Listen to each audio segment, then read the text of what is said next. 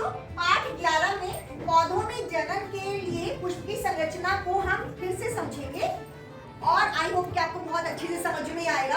आज हम यहाँ पर सरसों के फूल के बारे में पढ़ेंगे। तो बच्चों, सबसे पहले जो पौधे पे क्या आता है, कली आती है। तो कली हमारी किस रंग की होती है? बोलिए, हरे रंग की होती है। अब इस हरे रंग की संरचना को ही हम बाह्यदल कहते हैं। अब जब वो कली खिलती है तो फूलों की रंग बिरंगी पत्तियां हमारे सामने आती है। जिस तरीके का फूल होता है उस ये कलर की पत्तियां हमें दिखाई देती हैं। जैसे कि कली है, कली हरे रंग की संरचना से घिरी हुई है ना, बंद है।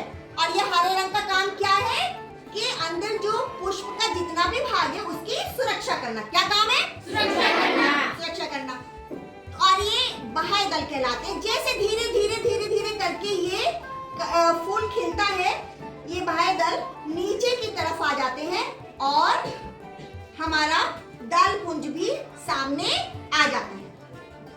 इस तरीके से आ जाता है। अब ये दल पुंज हमारे पीले रंग के हैं क्योंकि सरसों के फूल में पीले रंग के ही दल निकलते हैं।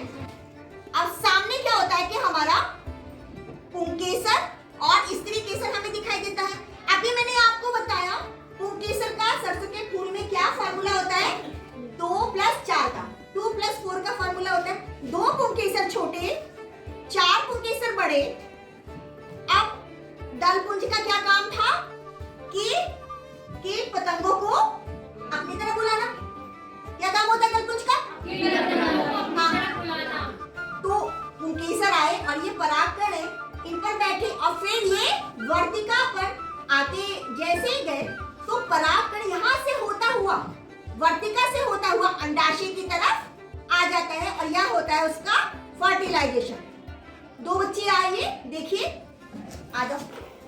जैसे ये कली से ये बंद था और ये धीरे धीरे जैसे ही कली खुली और हमारे सामने क्या आया? दलपुंज आया और क्या आया? पुंकेसर और क्या क्या आया? पुंकेसर, स्त्री केसर आया। अब कीट पतंगों का क्या काम था? और वो जैसे ही इन परागकण पे बैठा, वर्तिकाग्र पर आया, फिर वो परागकण वर्तिका से होता हुआ अंडाशय तक पहुंचा। ये फूला हुआ भाग क्या कहलाता है? अंडाशय। अब जैसे ही यहाँ पर निषेचन हुआ कि इसके बाह्यदल की संरचना नीचे गिर जाती है, दलपुंज की भी संरचना नीचे आ जाती है और ये पुंकेसर की संरचना भी नीचे आ जाती है। बचता है तो सिर्फ हमारा ये स्त्री केसर और यही हमें अपने खेतों में फली के रूप में दिखाई देता है। टच करके देखिए, क्या इसमें दाना पड़ गया है? बोलिए जोर से। पड़ा है? देखो। हाँ, आप भी देखो, देखो देखो, आप भी देख सकते हो।